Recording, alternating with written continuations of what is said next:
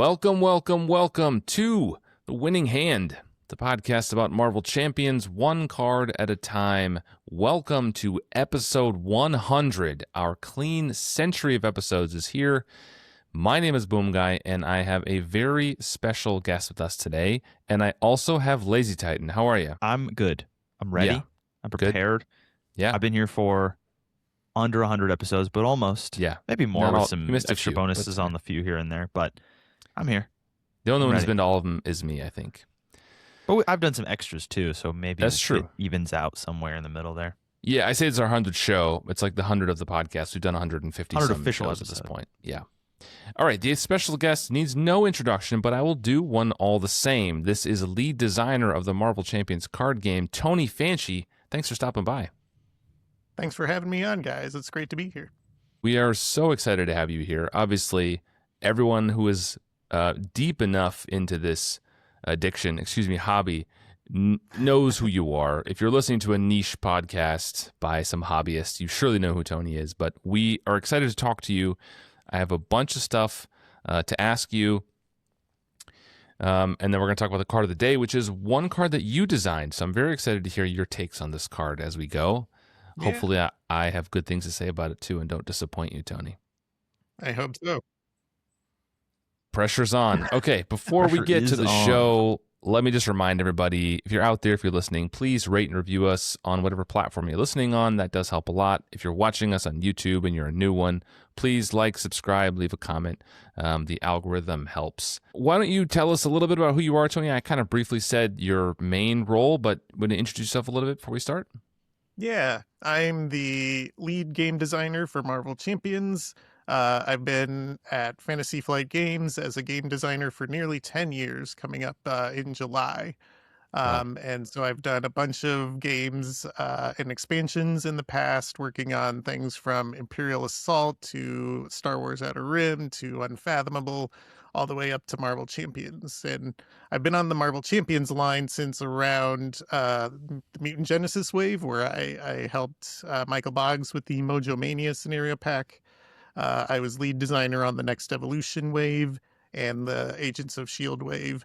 And coming up with the Fear No Evil wave, it was really a three-person split design work between myself, Aaron Haltom, and Frank Brooks. Well, so it's great to have you on the show, Tony. Obviously, thanks for coming on, taking the time. You've had a long career at Fantasy Flight, and now that you are at the very top, the very tip top, the lead designer of the best game Fantasy Flight makes, we're happy to have you here. You were on another episode. Do you remember coming on the show? It was a long time ago.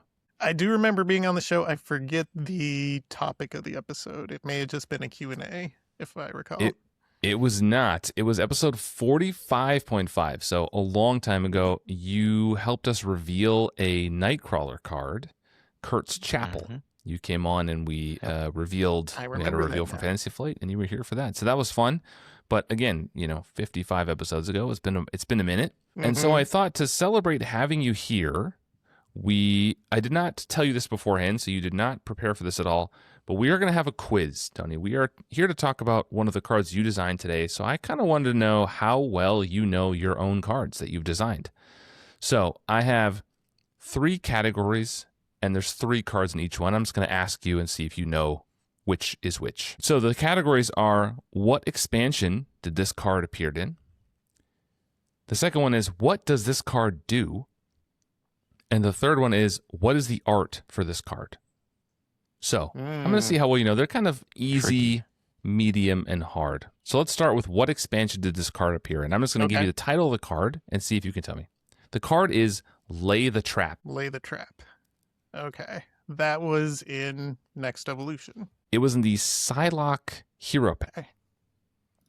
I got the So right wave. You got the wave. You got the wave. Okay. So second one, the card is Outwit. Outwit. Oh my goodness. This is a little harder. I don't remember a player card by this name. So is this an encounter card? It is not. Or It maybe is it's a player card. Hero card. I think it's a hero, It's a hero card. yeah. card. Is it a hero card? I think this is a silk card, right? It is a silk card. Well done. Yeah. It's a 2-cost upgrade that deals with her thwarting. Well done. Right. Okay. Good pull. And the last one I got in this category is serve and protect. Serve and protect. I don't think I designed serve and protect. That is a back of pack card for Jubilee.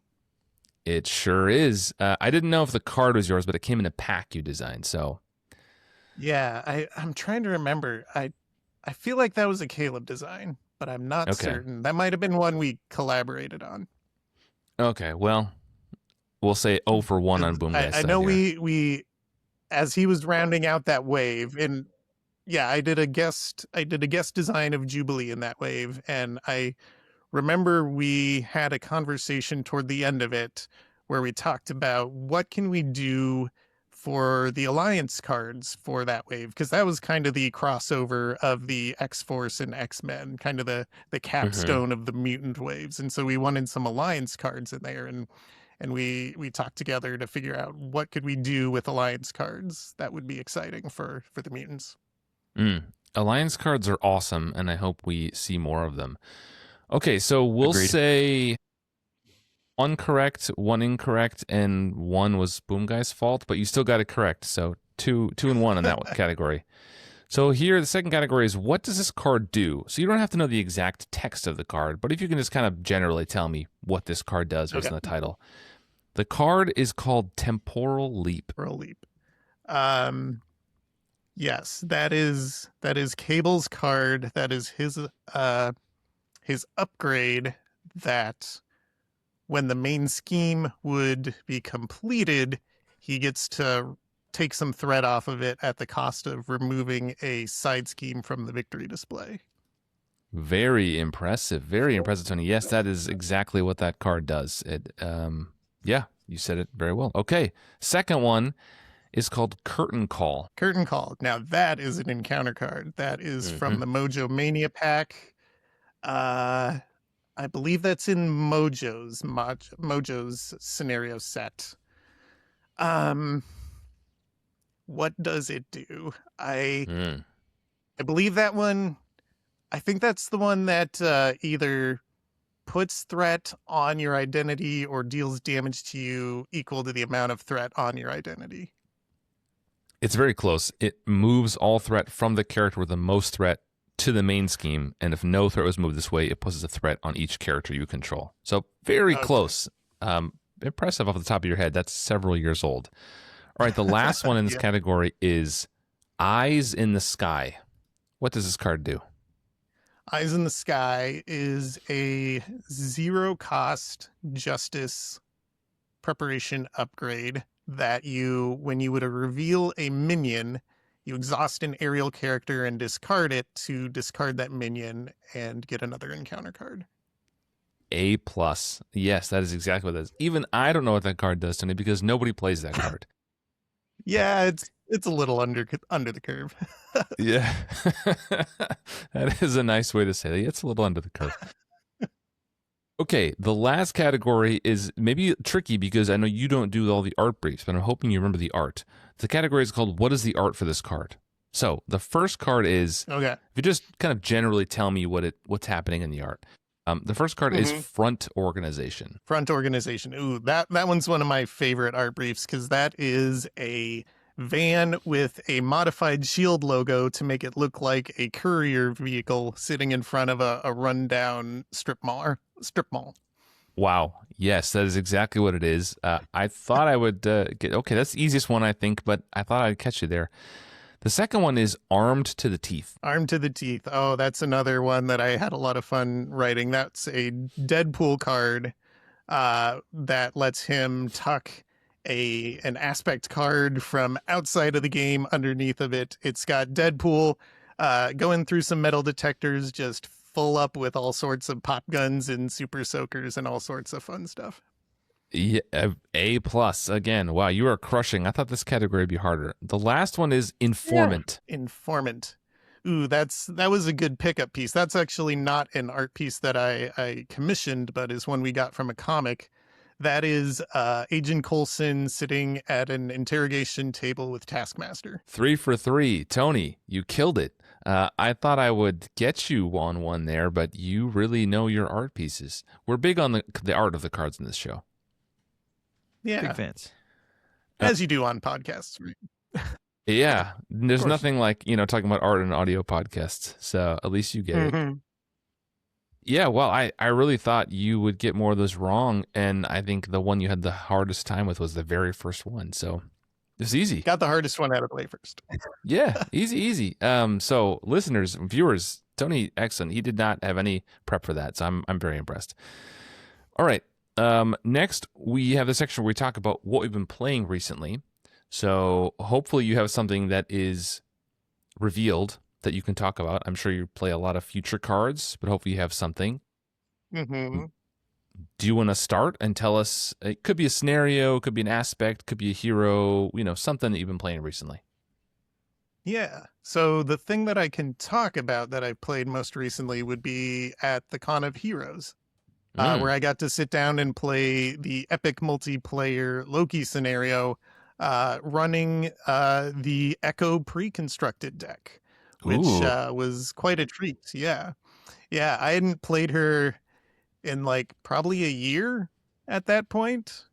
There's such a long stretch of time between when we go hands off on a product and it actually gets printed and shipped that I have to go back and remind myself every time we've got a new spoiler or we're doing a new live stream talking about something about, what were the things that made me so excited about this product? Because now I'm working on 2-3 products down the road and I'm excited about that thing. So it's always fun to go back and see, oh man, there was so much good stuff in this deck. And playing Echo is exactly that. And her precon is she protection? Protection, yes. Okay. Introducing a brand new archetype to protection with no allies. Mm-hmm. Yep. I appreciate cool. you on that one. I love that. Yeah. At least Titan is very anti-allies, so he's enjoying that. I'm super excited. I think there's a bunch of stuff in there that is going to reinvigorate some older heroes that I quite like. So I've already got, some ideas cooking. All right, Lazy Titan, what have you been playing recently? What have I been playing recently? Well, I have not played a ton recently, but I've been looking at Marvel CDB because I've been trying to just cook up some ideas. I took a little bit of a break after the con because it's a lot of Marvel Champions, a lot of times, and it's a full. Yep. I had to just cool off for a little bit, but I've been looking back at some of those heroes that I played at the con because I borrowed a bunch of decks for a couple days that I played at the con and enjoyed. Shout out to Bananas and her Bishop deck.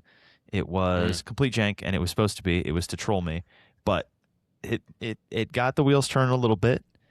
And I also was looking to. I finally played Shadowcat in red, which I've been meaning to do for a long time, and it was more fun than I thought.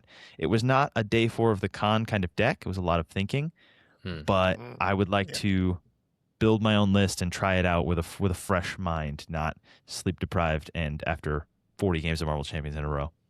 Yeah, love it. I've been playing a lot of Wasp recently. Wasp is one of my favorite heroes in the game. I'm a big fan. I've talked about her a lot. I feel like people are sleeping on Wasp a lot. She flies under the radar a little bit, so to speak. I've been playing a ton of her in Justice recently. I really love her in Aggression, though, as well. So I've been playing a lot of games with her. It's one of the big ones I've been playing recently. And I started going back to T'Challa a few times. That's another one I've been hitting recently. I've been actually doing kind of a core set revisit. The core set just really holds up. Some really great stuff in there. Captain Marvel's been getting some plays for me. Black Panther as well. I just think the core set just has remained really good. In some ways, it kind of shows its age. There's a few cards in there that I think today would not be designed the way they are. But, we talked to Caleb last year, 2 years ago, whatever, and he talked us through like what it was like designing a product with no feedback whatsoever, no idea how this is going to land with players, no idea how they're going to develop and play, and how these cards are going to interact. And that's incredible that they came up with designs that still today get a lot of play. I saw a bunch of Corset heroes at the Con of Heroes. Yeah. Spider-Man Peter Parker is just like a super popular character, so I think no matter what, he'll be there. But, I still see She-Hulk. I still see a ton of Iron Man. I still see a ton of Captain Marvel and Black Panther. Panther. It's just like a really a testament Captain to Marvel the core holds set. up real Captain great. Marvel. Yeah. She's great. Yeah, Captain Marvel. She's very and good. every time a new hero comes out, a quick anecdote aside here, like people on the Discord go crazy. They read a new card and they think, oh, this is cracked. This is completely broken. This is so powerful, et cetera, et cetera. And then you have to remember that like the core set, Captain Marvel just has Avengers Mansion as her alter ego ability. So like we already had strong cards back then. Like this is not a new thing. The power curve has not gone crazy. I think the power of maybe the aspect cards has come up a little bit, so that makes everything feel a little better. I think precons are better now, so that helps make them feel stronger out of the gate maybe. But we had some crazy heroes right out of the gate. So for sure. yeah, I've been playing a lot of core set stuff, and Wasp, who I love, and Ant-Man. I just don't like Ant-Man. I'm Wasp over Ant-Man. Do you have a preference, Tony? Are you a Wasp or an Ant-Man guy? Ooh, I haven't played either of them in ages. I love flipping forms, so I'd probably have to lean Ant-Man. Okay. Sell me on Wasp. What do you love about Wasp? Well, I really like. So to me, I have always compared Ant-Man and Wasp in many ways to Shadowcat and Vision. So for me, Ant-Man, he wants to flip all the time, just like Shadowcat wants to flip all the time. Vision is more like you build around a form, you pick a form, and you are there, and you selectively maybe jump. And that's very much how I see and play Wasp. Like I build a deck around one of the forms, the ability that's on her giant form or the ability that's in her tiny form, and then I'll flip occasionally to get use out of the other form, but it's not a flipping. It's not Ant-Man who's just like, play whatever card will flip you as many times as possible. It's like you want to pick where you want to be, and then flip there, do your thing, flip back. So I just love how she has a cool alter ego ability to recur things, which is not super common in the game. She has great damage events. She has 3 copies of Pinpoint Strike, which is 3 for 8 if you're in Tiny. She's got little ping damage in Tiny when you defeat things. And then the ability to spread like her main or her big abilities, her basic activations, either thwart or attack in Giant is crazy good. So anytime a new card comes out, like Savage Strike, the one that came out a little while ago, 3 for 6 damage when you basic attack, Wasp can take that and spread damage around and defeat all the minions with precise amounts, which is just really cool. So I think she has a lot going on that makes her more fun than Ant-Man to me. You make a good case. I can see how different strokes. Yeah. For sure. Well, let me ask you this before we go on, Tony. How often do you go back to older, like how often are you playing older stuff? So, like I mentioned, for me, older stuff is the stuff I finished designing last year and is now finally printed, and I can actually put it on the table with my friends. And so that's really where I get to see the most older stuff. I don't get a lot of opportunity to go back and play really old stuff, just because I play the game a lot for my job. And so there's only so much time I can dedicate to it outside of work hours. Yeah. Fair. I mean, I don't, you're talking to a guy who runs a whole podcast empire in his spare time. So, I don't know. Seems like you could devote more time. Cool. Let's move on then to the card of the day. The card of the day is, of course, Show of Empathy. Here is Show of Empathy, if you wouldn't mind reading it, and we'll talk about it. Yes. So Show of Empathy is a 0-cost player side scheme in Justice. It starts with 6 threat. It has an energy icon, and it has the text Victory 0. Forced Interrupt. When threat is removed from this scheme, place that threat on a non-elite minion. If that minion has threat on it equal to or greater than its remaining hit points, add Show of Empathy to the victory display and attach 1 set-aside copy of Redemption to that minion. That is a lot of text. I'm going to stop sharing this for a minute so we can quickly go over redemption, because I think we are the one card at a time podcast, but I think this is important. They're really one card. Yes. LT, do you want to read this one for me? Redemption is a justice upgrade, is linked to Show of Empathy. It has Victory 0. It is a condition. It says, take control of attachment and treat it as a redeemed ally with a blank text box. Its thwart is equal to its printed scheme, and it takes 1 consequential damage after it thwarts or attacks. Mm-hmm. So, in effect, what you're doing, right, is you're thwarting this to turn a minion over to you. So let's go back then to Show of Empathy, and I want to talk about, I really want to focus on this card because I think this is really cool. So you picked this card, Tony. You and I talked, and you had some ideas cards you want to talk about, and this is one of the ones you mentioned. So I sold you on Wasp. Why don't you sell me on Show of Empathy before we talk about it? What do you love about this card? I love so much about this card.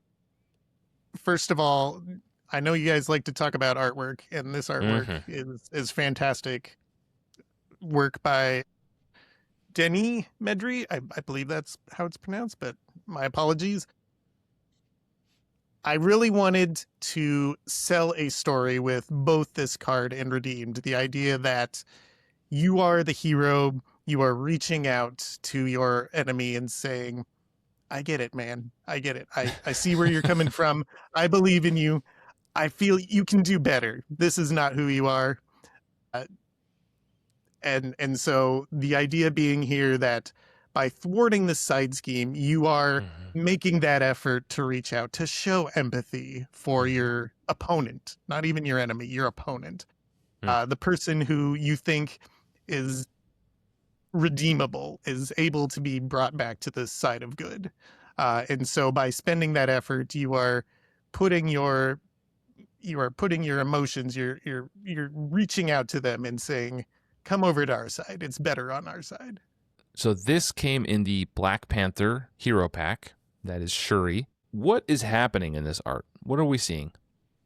So in this artwork, we see Thor reaching out to a beguiled Loki who's feeling confused. He's like, I was just beating you up. Why are you giving me a hug? And Thor's like, come here, brother. Come here. Let's hug this out. Let's get over our issues here. Yeah. So did you write this art brief? I did, yes. Okay. So did you choose Thor and Loki? I did. So when I came up with the idea for this card of turning an enemy into a friend, I thought about who are the classic hero villain pairings. Who would make just the best story to tell with this card? And my mind immediately went to a number of different pairings, but Thor and Loki just made so much sense because Loki, being Thor's nemesis, is such an annoying enemy that you want to reach out. You want him on your side so that you don't have to deal with him going back to the encounter deck every time you try to beat him up. And so that felt like a great pairing, both within the theme of the card, within the Marvel universe, but also within the Marvel Champions universe. Yeah, I totally agree. I think, off the top of my head, I'm struggling to think of another pair that would be like as good as this. Maybe Nebula and Gamora are a solid pair, but Thor and Loki just makes so much sense for this card, and it really brings a card to life, I think, with characters that we know and remember from the movies and the comics. So I think this works really, really well. I do like the art style is very distinctive. I don't know if I've seen a ton of Denis Medri credits on cards. I don't know if he's just doesn't do a lot or if he's newer, but he has a distinctive way. From this picture, it seems like he's got a distinctive art style that I quite like. He's been a longtime artist for Champions. I can't name cards off the top of my head, but I know I've seen his name in the credits many a time for this game. Okay. LT, what do you think about the art for Show of Empathy?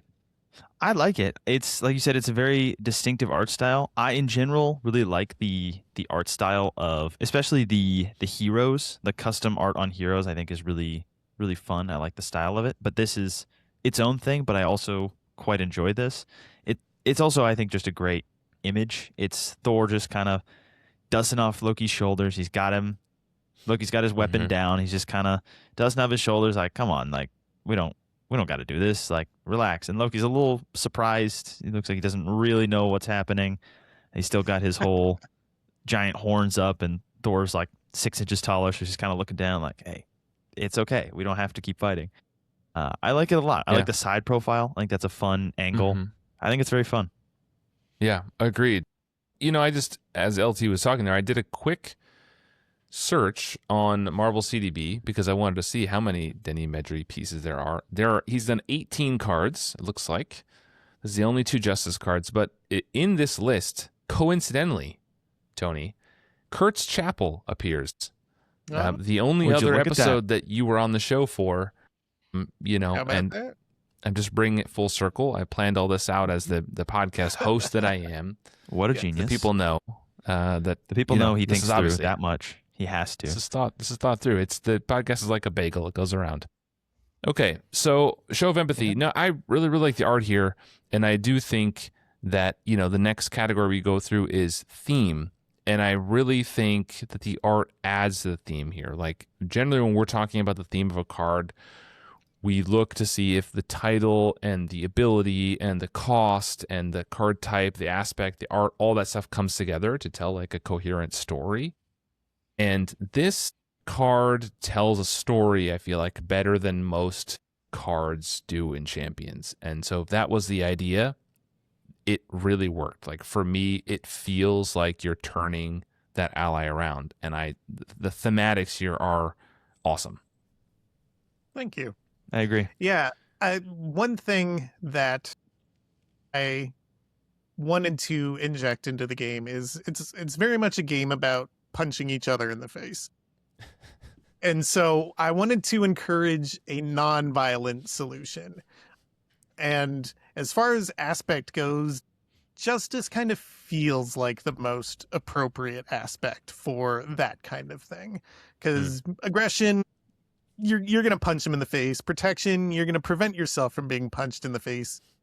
Maybe leadership I could see, because you got to have empathy to be a good leader. But justice is really about not just defeating the enemy, but solving the problem, getting to the root cause. And so this felt like a very thematic thing for the justice aspect.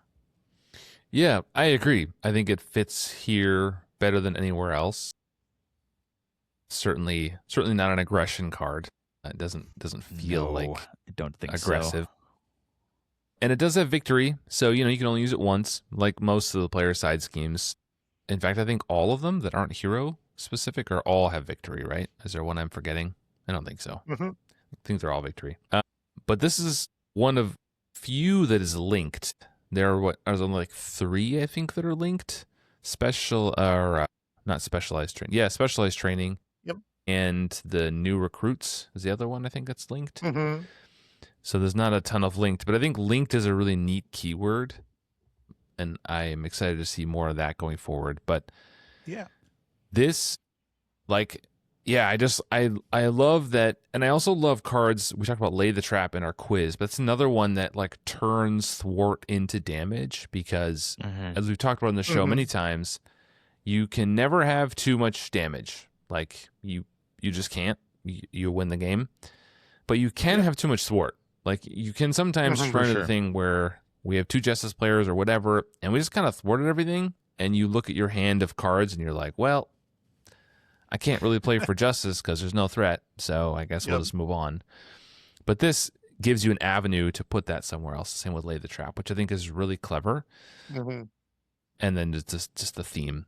I do want to ask, the second card is Redemption. So let me share that again for viewers so that they know as we talk about it. So this is the linked card, right? It also has victory, and you take control of the minion. But funny enough, it does not give the minion victory. So the minion will just come back after you redeem it to fight you again. Right. Was Alliances that can like, be temporary. I think yeah, that's for a sure. even better argument for Loki to be the one.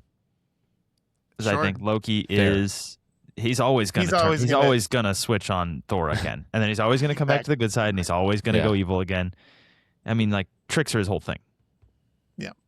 It was also somewhat of a practical matter just because it takes so much text to describe the rules of converting a minion Mm. to an ally. And so there's not a lot of card space for giving the minion victory. Was there a version of this where the minion gained victory? Was that ever in the cards, or? I don't recall. Okay. Maybe. I don't remember. It obviously pairs really well with, all the minion summoning cards that we have now. So it's easy to pull one out on demand and then do this with it. So Yeah. it does blank the text box, but it only takes one consequential damage. I think the other cards that turn ally to your side give it 2 consequential. Mm-hmm. Is there a reason you went with 1 here? Mostly just for balance. I feel Okay. like you're doing the effort of removing 6 threat from the side scheme. So you're turning kind of that 6 threat into 6 health for your ally, your minion turned ally. And so it felt worth the effort if you could get every one of those hit points turned into an activation for that ally. Yeah, from what I have seen from the newer designs, you are big on ally activations rather than using those for defense. Yes. There's been a lot of really clever designs, and we're not here to talk about all of those, but I've noticed a pattern, and I'm assuming that's on purpose, right? You're pushing designs in that direction so that we don't just play an ally, use an activation, throw it in front of the first attack that comes our way. That is my least favorite way to play the game. It doesn't feel very heroic if you're Agreed. just sending your friends out there to take the hits for you. Totally agree. It doesn't feel heroic. And also, to me, there's no wrong way to play the game. If that brings you joy, then do it. But to me, like, I just don't find a lot of fun in throwing it in front of an attack. I would much rather I spent the resources. I want to use those activations. Those are mine. And so I really love things that have come out like Hawkeye that encourages you to use those things. I think that's really, really cool. The art on Redemption, it's like the perfect counterbalance to the other art card, right? Like, here he was talking to him, and now we're here side by side, hammer and spear, whatever that thing is. We're going to war together, yeah? We're going to the fight. I like that Loki still looks a little uncertain. He doesn't look completely convinced. He still looks like he's like, I can always back out if I need to. I was kind of not sure about this one. Not really a spear guy, more of like a stab him in the back kind of guy. That's just his determined face. He's determined. And Thor also smart. He knows Loki. He's staying behind him, keep him in front of him so he can't run away or stab him. Just keeping his eyes on Loki, but also standing heroically, proud of his brother for helping out, fighting the good fight. And I think they look really cool. I like the art style here. I like the no helmet Thor. I think is cool. I like them just kind of stancing up, getting ready to fight in, I would assume, space. Is what it looks like in the background.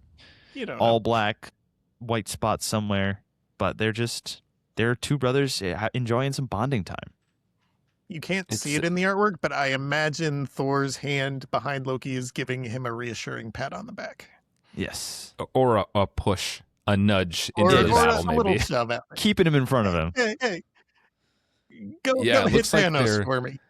They're either fighting in space or in Michael Scott's office after Dwight takes over and paints it black. That's an Office reference for everybody out there. Good reference. Yeah, I like that there are different resource icons too. Like, I was just noticing that, and I can't remember if I had a reason for that. I suspect what happened was they both had the same resource at one point, but then so when I get to the end of a design project, I tend to look at the entire pre-constructed deck now that I have a good idea of what all is in it. and then do kind of a pass on all of the resource icons to make sure that there's a pretty fair spread of each type in there. And so I imagine I needed one more energy in that deck, and so I ended up swapping the side scheme to energy, but didn't think to swap the redemption to it. I mean, it's largely academic, right? Because you Mhm. can't ever spend redemption anyway. It Yeah. will never enter your deck in any way. So Doesn't really matter. There is a way that it could happen if your minion turned ally was somehow discarded. This card would go to your discard pile rather than the victory display. It's only when the minion it's Cool. attached to is defeated that it will go to the And then you victory can't display. play it, right? Because it You has can't no play it cost. at that point, but But you can spend it. it does have a resource on it, so it's not a Okay. completely dead card for you. So maybe that's a rules interaction I wasn't aware of. So victory only matters if it's defeated rather than Yeah. discarded from play? Yes. Yeah. Aha. Okay. See, there you go. You learn something about the rules every day. So I guess Truly. it does matter that there's a resource icon there. There you go. No, the art is really, really good on both of these. And the theme comes through on both sides just really well. More than, and I remember when this card was first announced and like revealed, and Discord lost their minds and thought this was so cool. And of course, everyone spends a week on Discord talking about all the crazy ideas they can come up with, the theories of the decks they could build. And this one had a lot of juice people were talking about. Okay, so then we need to talk about the power of this card. So how strong? I'll start with you, LT. How strong is this card? How strong is Show of Empathy? I think Show of Empathy is pretty good. I don't think it's like by any means like way over the curve. It lets you get a non-elite minion, which I'm not usually a fan of, but I think in this case is fine because then you can do a lot of crazy stuff. But you can steal a minion of your choice, grab it, and then becomes an ally, which, like we talked about, can either block for you or attack. You're usually going to steal a minion that has decent stats, probably 2. So you can get a couple activations out of them. Maybe they got some health. Maybe it's a Hydra soldier or something. You can get 8 damage out of them or 6 on a block. It's a solid little, and also defeating a minion effectively, getting it out of the play for you, and playing an ally. It's fairly efficient. It's one of, like we said, one of the very few cards that steals minions that only adds 1 consequential, which is pretty powerful. It's the strongest version of that effect, and I think it's pretty good. Yeah, we had an episode. I just looked back. It's 92, so not that long ago. We talked about Karma, which is another card that steals a minion for you. That one does give 2 consequential, and one of the big things we talked about when we were discussing power is you have to think about Karma as it's not just a 4-cost ally. It's a 4-cost ally, but it's also defeating a minion and essentially playing a second ally. So the cost is not quite as simple as just a number in the corner.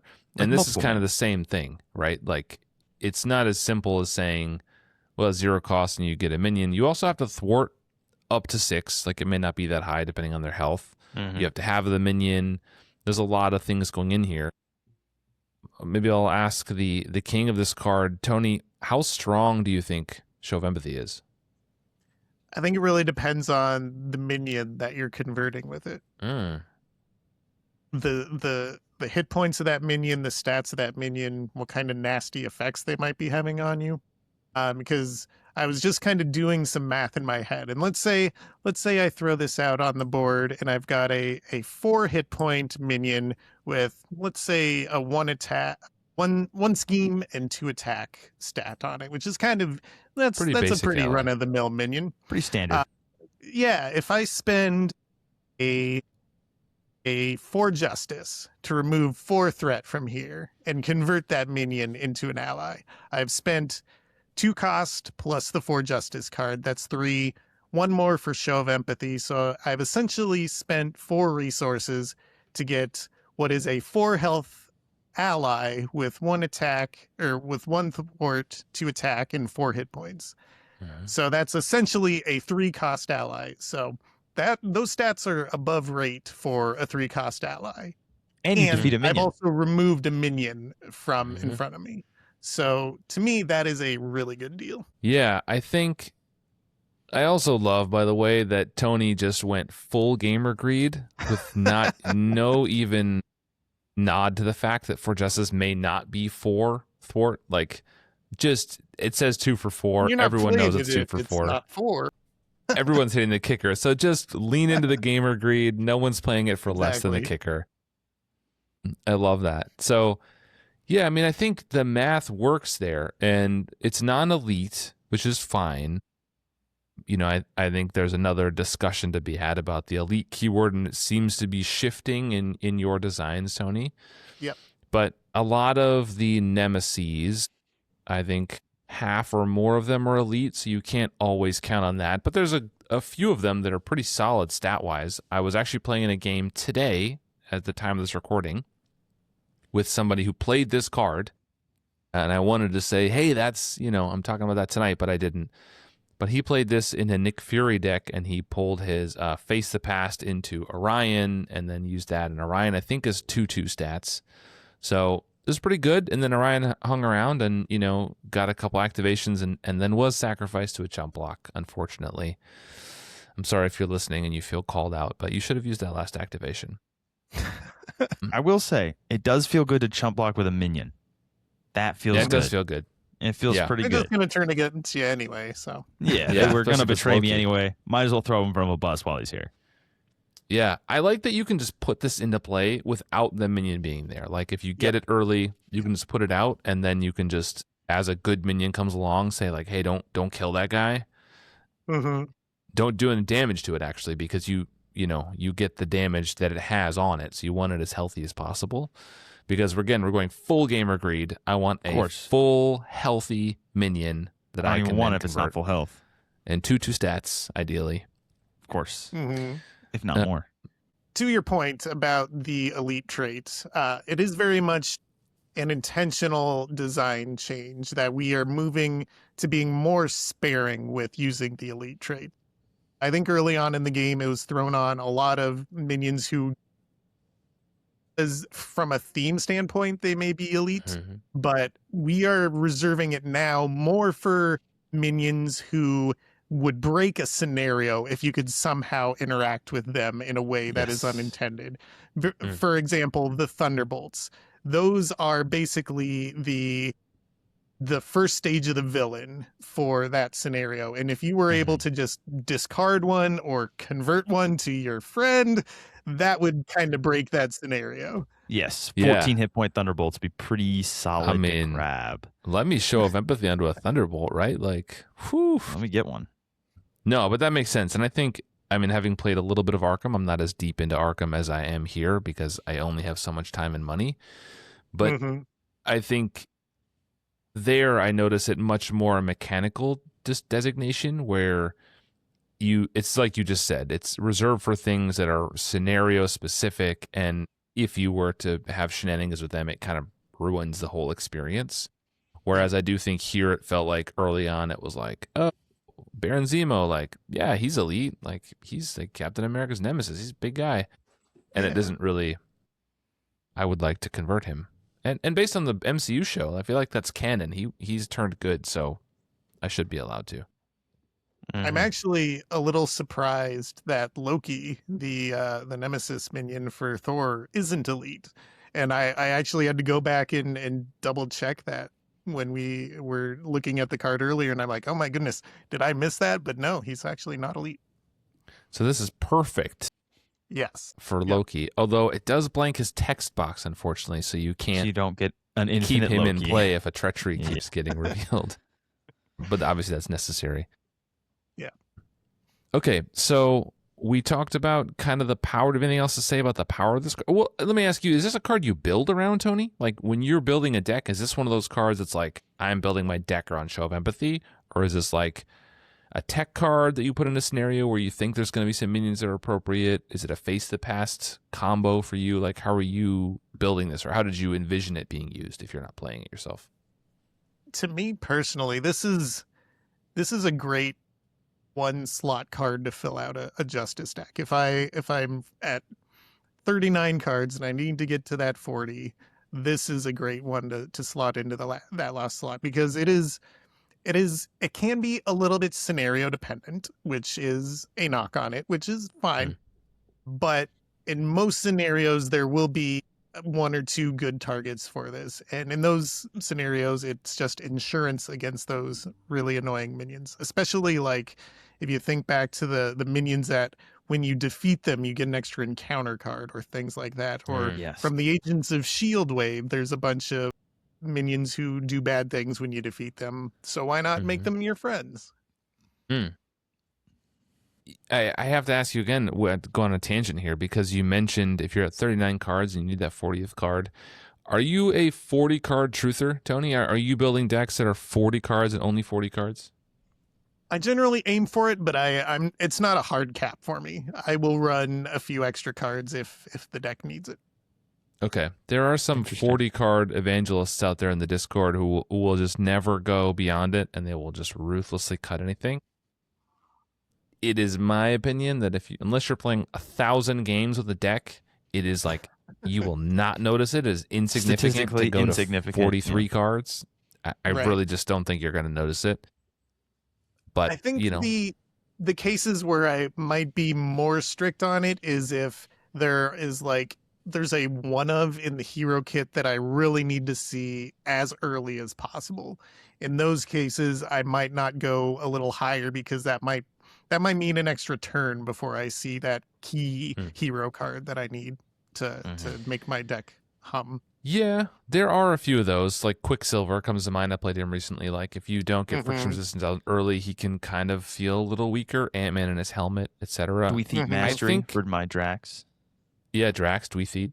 I think the 40 card thing is in some ways a relic of the early years of the game where aspect cards were significantly weaker than hero cards, and you wanted to minimize how many of them you saw because you wanted to play your hero cards as much as possible. And I think overall hero cards are still stronger than aspect cards, but not always. There are some pretty good aspect cards out there these days, and there's ways to speed through your deck.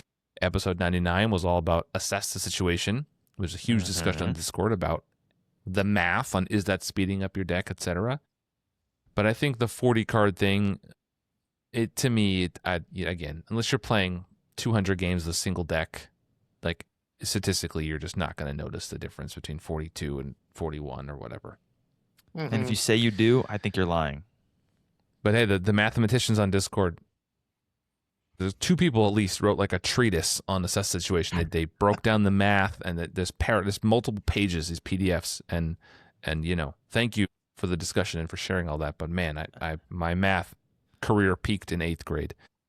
Yeah. All right. I actually love that stuff. I love that people are so invested in the game that they will spend their time analyzing it to that degree. That is fantastic. Yeah. Good for them for spending free time doing math about Marvel Champions. Look, good for you. If you love math, honestly, good for you. If you like Marvel Champions and math that much, good on you. I don't like math. No shade. I do like Marvel Champions. But, that's no shade to that. We did ask for it specifically in the episode. We said, hey, because I didn't believe it. I think if you're into math, that's awesome. I'm not into math, but, I'm into making a podcast. So we all are so obsessed with this game. We're spending all our free time thinking about it, and that comes out in different ways. So, Okay, the last category we talk about with card is fun. So how fun is Show of Empathy? And I will let Tony start. Like, why don't you lead off? How fun is this card? When you draw this into your hand, is it one that, like, makes you feel excited to play it when it hits the table and someone else plays it? Are you like immediately thinking of all the minions you've seen and like all the combos you can do, or is it just kind of like an efficiency thing? You play it down and get on with it. I think it depends on the board state. If there's a minion that's already out there that's a great target for this, I am thrilled to see this in my hand. If there's not, maybe I play it, maybe I don't. There's so many turns where you end up with just that spare card in your hand where it's easy to take something like this, toss it on the table. Maybe it becomes useful later. If it doesn't, you're not really out that much of an investment. So I think it can be really exciting in the right board state, but it can also be like, I'm going to save this for later. I think to me, this is another one that is fun in the moment, but maybe even more fun in the deck building part, right? Where in my mind, I can envision like, okay, I'm going to play this hero. So I'm going to bring Face to Past because they have a great, nemesis target. Or, do I need to bring infiltration to pull more minions out? Who am I playing with? Is there going to be a lot of minions? Like, what's the scenario? That's where I feel like all the juices are flowing. I'm excited. Like, who can I turn onto my side and like make a really fun deck with? I've never tried like a Voltroning, but you could, I guess, right? You could Voltron some. You'd have to cross aspects to some degree. So you'd have to pick a certain hero, either Cable or Spider-Woman or somebody, but that could be cool. Get a minion out and add all these upgrades and just turn it into a machine. I don't know. I think that's where most of the excitement hits when I see it on the board. It's fun, but then it depends on what's going to be, like you said, the board state. LT? I prefer it in that deck building phase. I like it a lot when you build around it. I think it is probably better if you just throw it in your deck because, like we were talking about earlier, it's pretty efficient. Getting rid of a minion and getting an ally, which can be very flexible stats, and a chump block if you want it, and just removing a threat from the board is a pretty efficient play. So I think as like Tony uses it as like a 40th card, I think that's a great way to use it. Actually, I actually think that's true about a lot of build around cards that people like build all these complicated combo decks around. I think that's a tangent for another day. But if you're building a combo deck, try not building a combo around your card and see if it works. But I think this card it does a cool thing, and I think it's fun to live out that like combo. If you're like, I'm gonna play Miles and I'm gonna face the past for Prowler so I can steal Prowler and then use him for this, and then I'm gonna blah, blah, blah, blah, get my uncle so I can get him back on my side. Or you're gonna play, because I mean Peter doesn't have Uncle Ben as a nemesis ally, so why you gotta bring up Uncle Ben, man?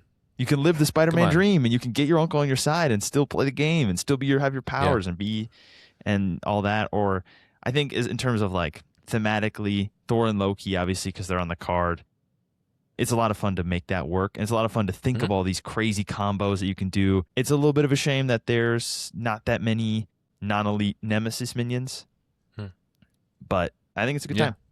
I think Lazy Titan hit on something that it really goes into the fun of this card, which is the storytelling of it. That storytelling moment where you're like, oh, how am I imagining that this turncoat moment is happening, where I'm pulling the enemy, making him my friend, and now together we're going to face down the villain. How does that happen?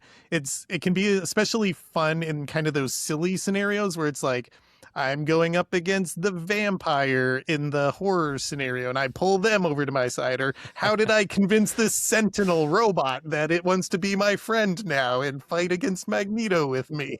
It provides like storytelling in the game, right? But also you're going to share those stories after. This is a card that creates moments of fun in a game that afterwards you're going to still be talking about it.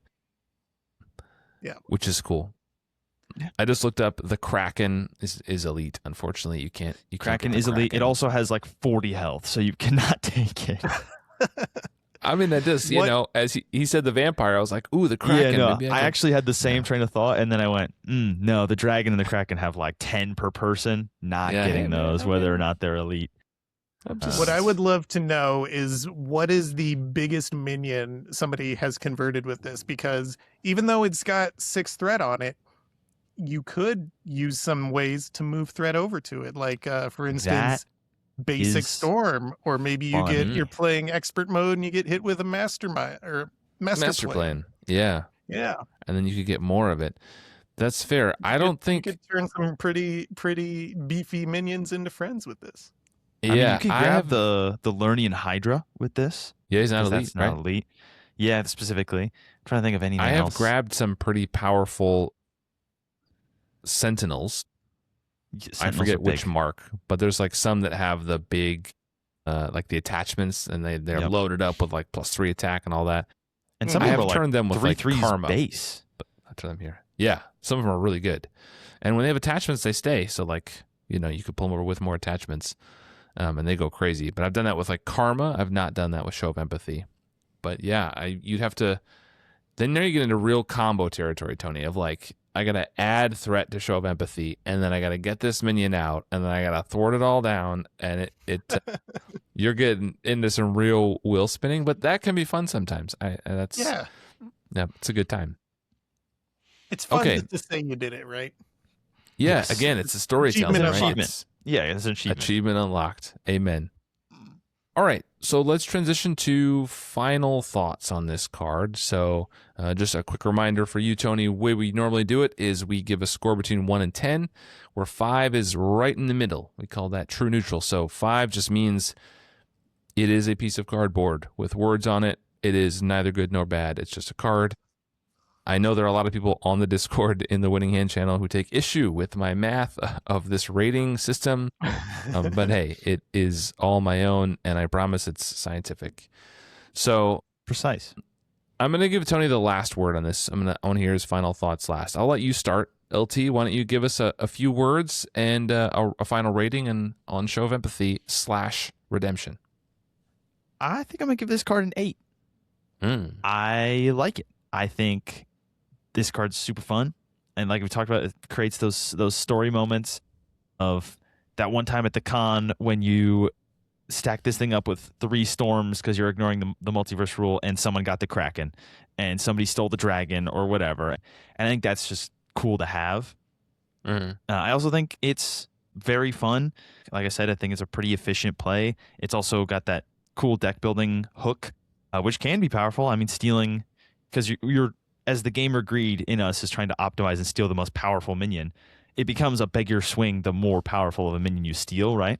If you steal the vampire, it's even better than if you just steal a Hydra soldier. So that's also fun, but it's also decent tempo play to just like take something that has a bad when defeated effect and just knock it out of the way, or a minion that has a nasty when revealed effect that you can just leave in front of you forever and just it's effectively out of the deck now. And I think thematically it's really cool. I think obviously, I think Thor and Loki is the perfect pairing for this. I think it's the perfect 2 to pick for the art. So good job on you, Tony. I think the tie-in between this one and the other one with the same art style is very good. Feels very thematic. My only dock for this card in terms of theme is that it is Thor and Loki is Thor's nemesis minion. And like I said, almost all the nemesis minions are elite. So you don't actually get to... Thor is the one case where one of the very few cases you can, but there's not a lot of use cases where you can actually use it. I think there's Is like that this 8. card's fault, or is that the Nemesis minion's fault? That is the Nemesis minion's fault, but that does lose a little bit for me because Nemesis minion, it feels like you wanna get your Nemesis over to your side, because a lot of the Nemesis minions are like your arch rival, but a lot of them are also people like the Prowler or Loki who are like betrayers or just like important characters to those people. Zemo has turned over, Taskmaster has turned over, and I think that's a fun story to tell. And also a lot of them are pretty powerful. Yeah. But yeah, I think this card's great. It's not perfect, but I think it's very, very cool. Well, I mean, I think Gamer Greed is the siren song that gets us all at the end of the day. And, it's not this card's fault, and I will not dock the card points for this, but once I see a beefy minion in that encounter deck, I just cannot Show of Empathy any other minion. Like once I've seen the biggest, baddest one in the deck, then no other minion will do. I have to have that one, and that's a me problem.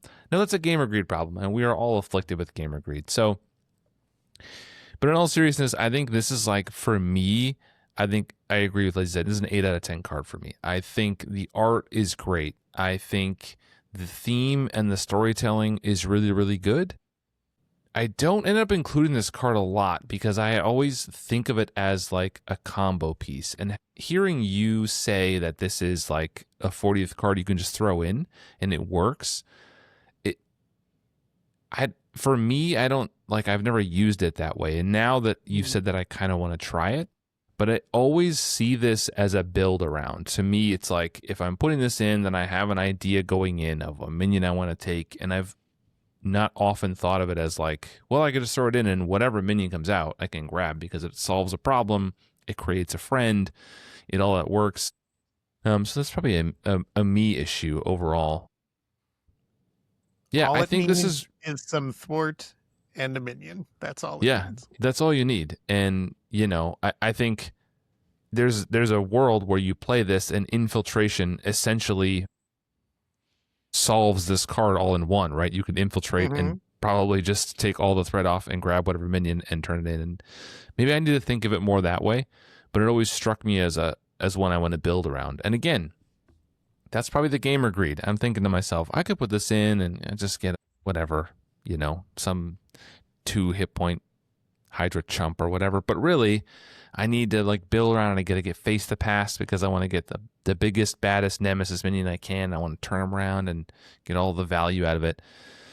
And I'm actually going to bump my rating up the more I talk about it. I think this is good better. I'm going to give it a 9 out of 10. I really think this is a strong card, and the storytelling alone is interesting. And every time I see somebody else play it, I think it's really cool, and I'm happy to have it at the table. And I should play this card more. So 9 out of 10 from me. Over to you, Tony. What is your final rating on this card? Can you be objective? If you say 10, I will just say no because this is your card. I'm just kidding. You can say whatever you want. I'd say it's a 5. This is an average Tony Fanchi design. I'm kidding, of course. I can't put a number on it, but this is probably one of my favorite designs from the entire wave. Just in terms of theme, of storytelling, of mechanics, and just the combination of all of those things makes me really happy every time I see this card come into my hand and throw it down on the table, and I'm like, I'm going to make you my friend. I think last thing I'll say about these cards and this game is now we're pushing almost 7 years of this game's existence. It's been around for quite a while. And when I think about the lifespan of the game, I'm reminded of a book I read in grad school called The Structure of Scientific Revolutions by Thomas Kuhn. It's an awesome book if you're interested in the history of science. But one of the things that he discussed in there was that most people are just kind of like, they are creating as historians are building a little brick in the wall of history. And like the big thinkers come along and they come along with these huge ideas and everybody else just does a little bit of piece and no one is really a revolutionary thinker until the big ones come along.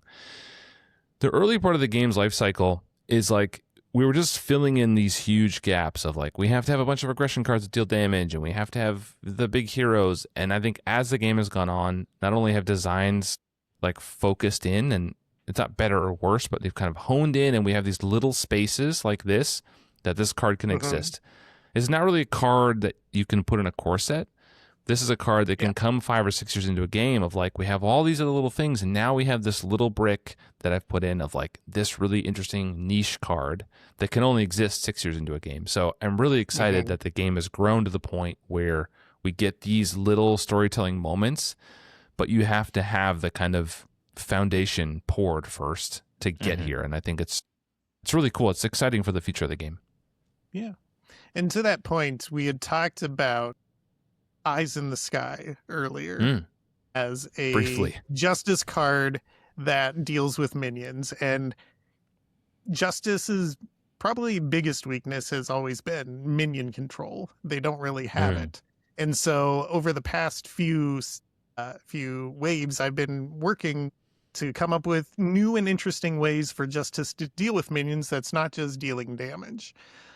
And so Eyes in the Sky was an early attempt at that. It maybe fell short of the goal.